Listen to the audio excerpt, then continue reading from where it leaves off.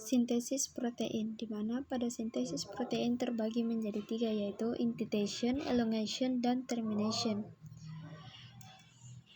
Pada proses 3 langkah termasuk pemanjangan, inisiasi, dan terminasi pada bakteri seperti inisiasi E. coli membutuhkan 3 protein kecil yang disebut faktor inisiasi IF1, IF2, dan IF3 sebagai salah satu tRNA pertama mRNA, dan subunit ribosom kecil juga disebut sebagai 30S subunit,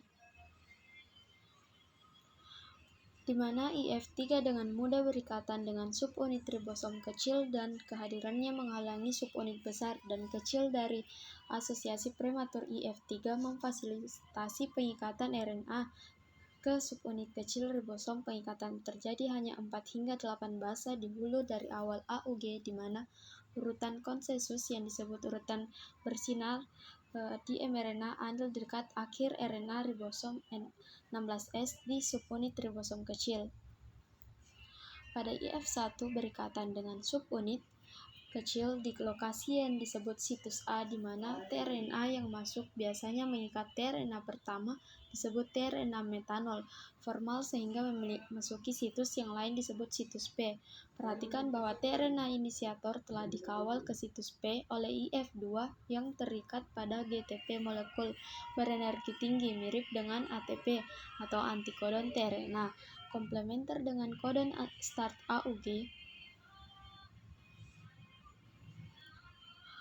Setelah tRNA inisiator berada di tempat IF3 dilepaskan dengan hilangnya IF3, subunit 50 ini dapat berlabuh pada subunit 30 atau disebut dengan docking subunit. Pada docking subunit ini memicu hidrolisis GTP pada IF2 dan pelepasan inisiasi selanjutnya. Adapun faktor ribosom sekarang siap untuk pemanjangan. Pemanjangan ini melibatkan pengulangan 3 langkah. Faktor pemanjangan yang disebut atau akseptor pemilihan yang benar dari kompleks tRNA tergantung terutama pada kodon pasangan antikodon. Dalam contoh ini, antikodon CC berpasangan dengan kodon GG tRNA membawa asam amino gliserin. Pada langkah kedua, aktivitas peptidal transfer ribosom mengkatalisis pembentukan ikatan peptida antara asam amino baru di situs A dan asam amino sebelumnya di situs P, di mana secara bersamaan GTP dihidrolisis dan EFTU GDP yang dihasilkan dikeluarkan. Adapun langkah ketiga disebut translokasi, di mana pada faktor pemanjangan yang disebut EFG terkait dengan GTP berikatan dengan ribosom GTP. GTP ini dihidrolisis memberikan energi untuk menggerakkan subunit 50 dan 30 ke depan satu kodon yang disebut manuver. Manuver ini membuka situs A dan menggeser tRNA yang tidak bermuatan ke situs terakhir yang disebut situs E atau keluar dengan tRNA asil amino berikutnya yang memasuki situs A, menciptakan perubahan konformasi di ribosom yang lewat ke sisi timur dan dikeluarkan tRNA yang tidak bermuatan. Dengan langkah-langkah perpanjangan ini berulang sepanjang mRNA ribosom melalui E. coli dapat mempercepat melalui langkah-langkah pemanjangan ini yang dimana menghubungkan bersama 16 asam amino.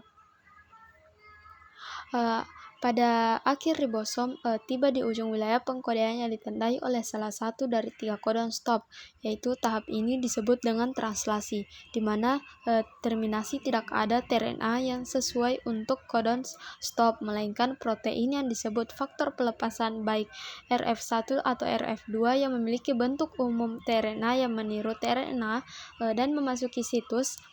Faktor pelepasan mengaktifkan fungsi transferase peptidal dari ribosom yang memotong ikatan yang menambahkan peptida yang telah selesai ke tRNA di situs P. Faktor yang lain disebut RF3 kemudian memicu RF1 atau RF2 sehingga meninggalkan ribosom.